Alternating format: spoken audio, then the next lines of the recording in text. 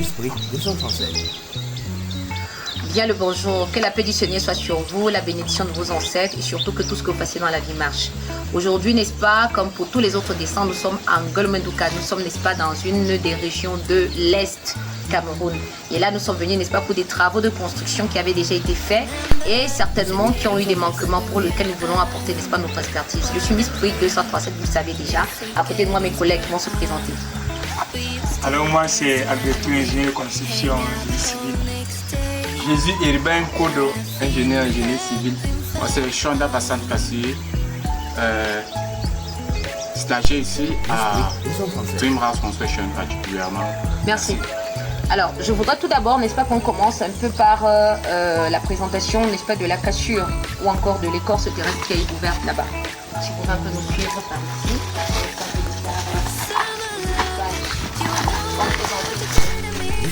Tout d'abord, Pierre avance avec nous. Tout d'abord ici, la terre utilisée généralement au niveau de la fabrication, comme on le dit souvent, c'est la deuxième couche de terre. La première que nous avons ici est utilisée, n'est-ce pas, pour tout ce qu'on a comme jardinage et tout ce qui, voilà, comme culture qui permet à l'homme, n'est-ce pas, de vivre. Et la seconde, généralement qui appartient, n'est-ce pas, de 1,50 ou alors 2, est indiquée la plupart du temps pour la réalisation des briques en elles-mêmes. Sauf qu'ici, vous allez voir qu'on a bien la présence de certains granulés. Vous avez les pierres un peu partout. Et s'il faut même utiliser ici, il faudrait bien, n'est-ce pas, qu'on tamise. Alors, s'il faut même tamiser, quelle est la quantité de terre qu'on aura, elle sera très mince. Et là, ça fait un problème. Je voudrais également attirer l'attention aussi des personnes sur les fibres que vous avez ici. Certains parfois disent que parce qu'il y a des fibres dans la terre qu'ils utilisent, la terre est de mauvaise qualité. Non. Je vous ai toujours dit, dans tout ce qu'on fait, on ne va pas contre nature. Ces fibres-là sont à l'intérieur de votre terre et ont une particularité pour la composition du bloc. Également le vécu, n'est-ce pas, du bloc quand vous allez le poser. Allons un peu, n'est-ce pas, vers la terre qui a été utilisée pour la fabrication de ce côté. Et voilà, vous verrez avec nous. Vous pouvez voir ici avec nous, ça ce sont les blocs défectueux, voilà. Et ils ont été fabriqués et de l'autre côté, vous allez voir aussi qu'on a pratiquement entreposé. Maintenant, ce que je voudrais préciser ici, c'est comme toujours, je vous précise que avant de fabriquer les blocs, il faut en faire un prélèvement. Le prélèvement vous permet non seulement d'avoir les 4 caractéristiques que nous avons l'habitude de citer, que sont la placidité, la capacité au matériau de se déformer sans fissuration, la compressibilité, la capacité au matériau de se densifier lors du compactage, la granulométrie équilibrée, tout simplement l'effet d'avoir tous les éléments qu'il y a dans la composition de votre bloc de façon rangée sans laisser de vide. Alors vous verrez ici, on n'a pas de granulométrie équilibrée. Deuxièmement, ici, le principe, n'est-ce pas, de stabilisation n'a pas été respecté. Et finalement, qu'est-ce qu'on a? On n'a que des biscuits, ce que vous verrez ici. Donc nous, ici, aujourd'hui, on vient, n'est-ce pas, pour donner aux clients la possibilité, n'est-ce pas, de récupérer ces blocs qui sont défectueux d'abord. Et également, maintenant, de faire une récupération qui permettra de reproduire, afin, n'est-ce pas, que les élévations suivent. Je vous prie également de venir par ici. Voilà.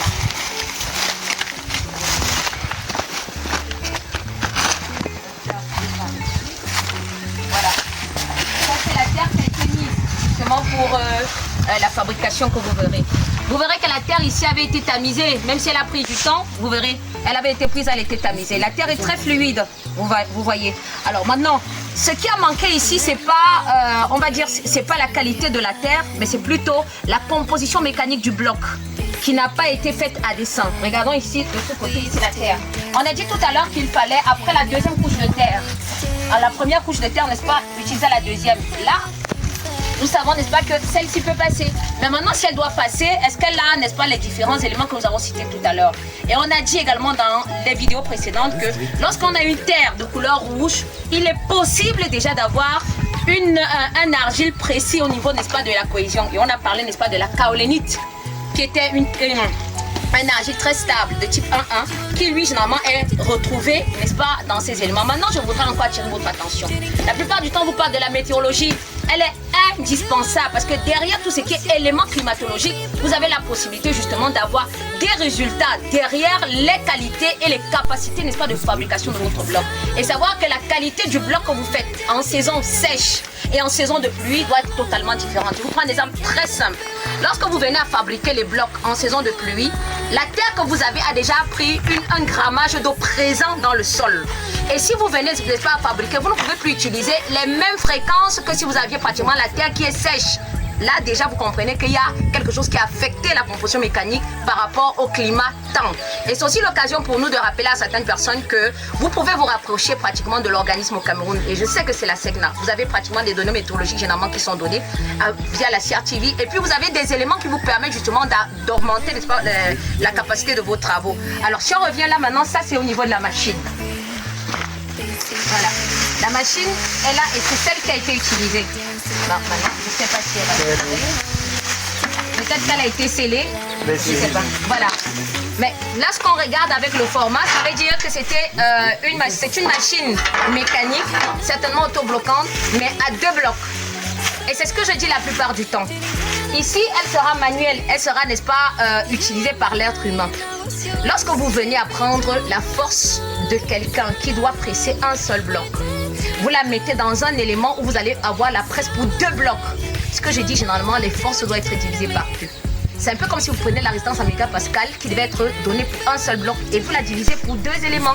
Vous ne pouvez plus avoir la même capacité de presse. Soit vous venez avec un élément hydraulique qui a été reparti et qui, n'est-ce pas, a eu une capacité de presse déjà réglée par pratiquement la machine de façon automatique. En ce moment-là, ça passe. Mais si c'est le cas ici, il y aura des problèmes.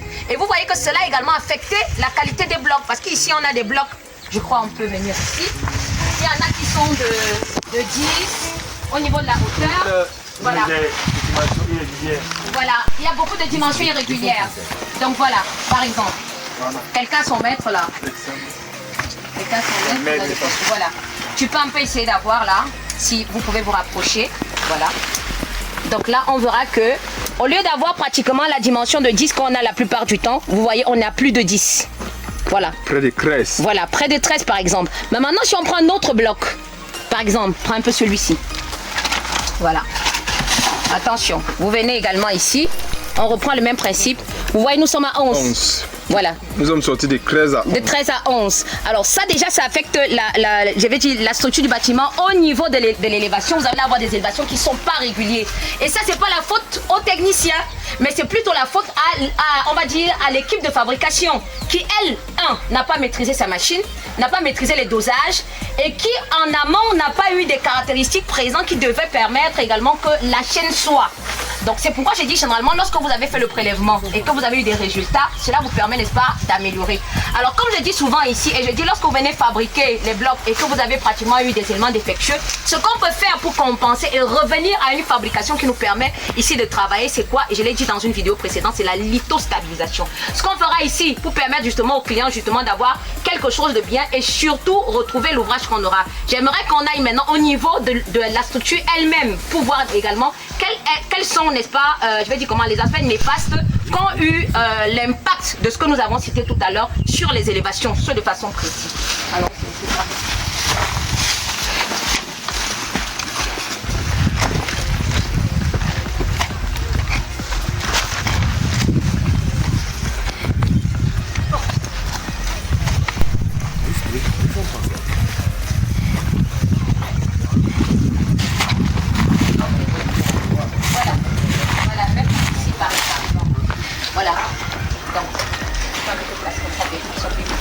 Donc ici nous avons un mur qui est placé et je pense qu'à partir d'ici, vous et nous, on convient que le mur déjà est levé et n'est pas régulier. Tout simplement parce qu'ici, il y a des blocs 1 d'abord qui sont de dimensions différentes. Tu prendras ici. Voilà. On a pratiquement déjà 12. Ouais, je crois que c'est 12 là. 12. Voilà. Et puis tu reviens sur le bloc qu'on a ici en bas. Voilà, on est à 11. Vous voyez, là on est à 11, tu remontes ici, là on est à 12, voilà, pour ne prendre que cela. Maintenant ici, généralement on vous dit, lorsque vous avez déjà eu le chaînage de votre fondation, au niveau du campinage, vous devez mettre ici des parpaings. Et une fois que vous avez mis les parpaings, vous les bourrez. Mais avant de les mettre, n'est-ce pas, il faut penser, n'est-ce pas, aux remontées capillaires. Et lorsque vous avez pensé à ça, vous utilisez en principe, cela peut être des isofuges de masse que vous avez mis à l'intérieur des éléments que vous avez mis, que vous allez utiliser. Cela peut être du plastique polymère que vous allez également utiliser. Et après, maintenant, vous prenez tout simplement le principe d'élévation régulier de vos blocs pour emboîter. Maintenant, je viens ici également au niveau des angles. On vous a dit, lorsque les poteaux sont déjà montés, le principe de construction est différent. On ne peut plus garder ceci. Je voudrais également venir par ici. Voilà. Voilà. Ok. Ici, on a ce mur-ci. Voilà. Si c'est bien, voilà. on a ce mur-ci.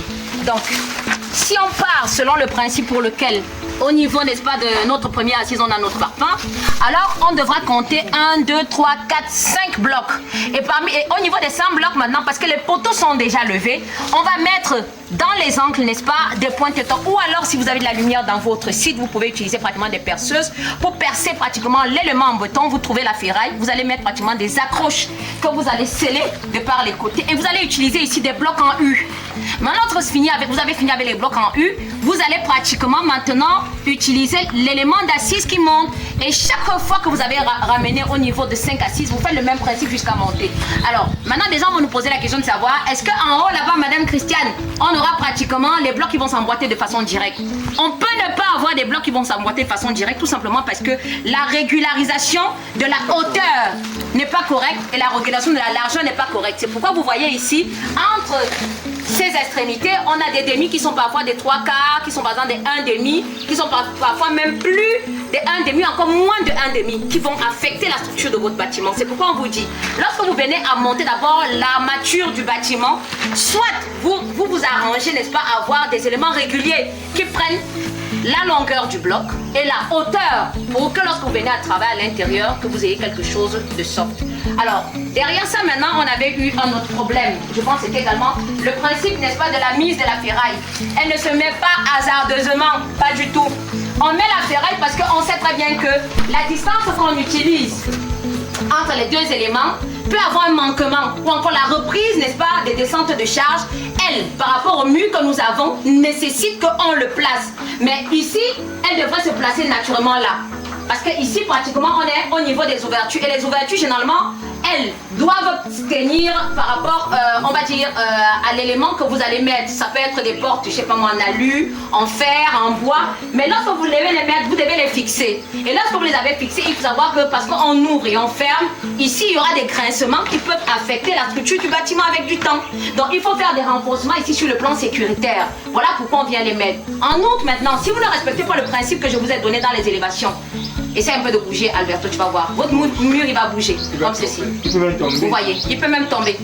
Voilà. Même si vous venez à bourrer tout ce que vous avez à bourrer là-bas, ça ne passe pas. C'est un peu comme si vous avez pris un cadre photo et puis vous avez venu, vous avez tout simplement mis de la lame au milieu. Ce n'est plus pareil. Il n'est plus solide et il ne peut plus s'accrocher. Alors maintenant, je pense qu'on avait eu également de ce côté, Alberto. C'était de l'autre côté là-bas, au niveau de...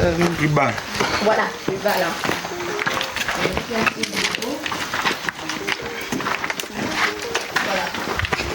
À ce niveau ici, je pense qu'on va parler également d'un sous-sol qu'on devrait avoir ici. Voilà. Et derrière le sous-sol, Alberto, je pense que tu as présenté quelque chose ici, si tu pouvais le faire, par rapport au mur qui devait être fermé pour les poussées horizontales. Si tu peux revenir là-dessus. Donc ici là, plus tard il y aura... Donc alors, ici là, on a un endroit que plus tard on va concevoir une dalle et réaliser. Mais comme vous pouvez constater, les poteaux qui sont réalisés là ne peuvent pas supporter le poids d'une dalle. Donc on va faire une sorte de prise en sous-œuvre par chemisage ou bien concevoir et réaliser les poteaux pour renforcer ceux qui existent déjà.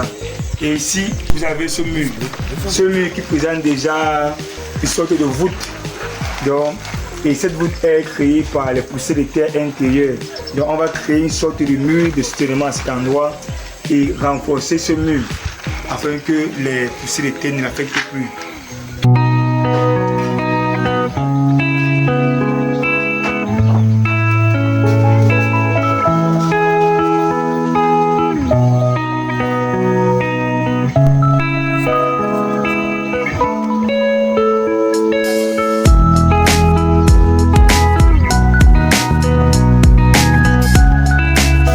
Également, nous avons aussi un phénomène de grande portée comme cela, là devant. Comment gérer cette portée-là? Elle est tellement grande, donc il y a toujours automatiquement ce même problème qui est présenté à ce niveau-là. Qui est assez structurel comme pour les murs même, c'est un problème pour le prendre les charges. Okay. Donc, il y a un poteau qui doit être créé à ce niveau-là pour la reprise des charges et également derrière là. D'accord. Maintenant, pour les portées qui a été dit, généralement, respecter les portées de pratiquement 4 mètres environ. Mais lorsque vous devez déjà traverser plus de 4 mètres, pensez, n'est-ce pas, à créer des poteaux comme ils l'ont si bien dit. Alors, ce qu'on disait pour les blocs, vous les verrez ici. comme ça a été dit, vous verrez qu'on a plus de biscuits, on a des blocs qui se cassent beaucoup et qui ont du mal justement à être utilisés. Ce qu'il faut également préciser, c'est que derrière, maintenant l'utilisation, n'est-ce pas, du principe de finition, dans tout ce qui sera tirage de joint, on aura du mal à avoir, n'est-ce pas, un rendu excellent. Et de ce fait, il faudrait bien, n'est-ce pas, qu'on revoie un peu ce sera quoi la composition qu'on aura. Déjà pour faire passer le vernis, également pour le tirage des joints. Donc, pour ceux également qui posent la question de savoir est-ce qu'on peut prendre une terre d'une autre localité pour venir construire ailleurs, comme je l'ai dit, pensez à l'aspect météorologique et surtout pensez, n'est-ce pas, à faire des éléments bien. On vous l'a dit, quand vous avez besoin de devis, vous avez besoin de plans, vous avez besoin, n'est-ce pas, de rénover vos maisons, vous avez besoin de construire. Vous nous sonnez tout simplement, à Dream House Construction, on se fera le plaisir d'être chez vous. Comme on est à l'est aujourd'hui, on se dit dans la localité de Ngolomeduka, on espère, n'est-ce pas, être chez vous également demain pour une autre réalisation. Plaise à Dieu. Que la paix du Seigneur soit sur vous, la bénédiction de vos ancêtres, comme on a l'habitude de dire, et que la grâce toujours vous accompagne comme c'est le cas pour nous. Bonne journée. Esprit 237.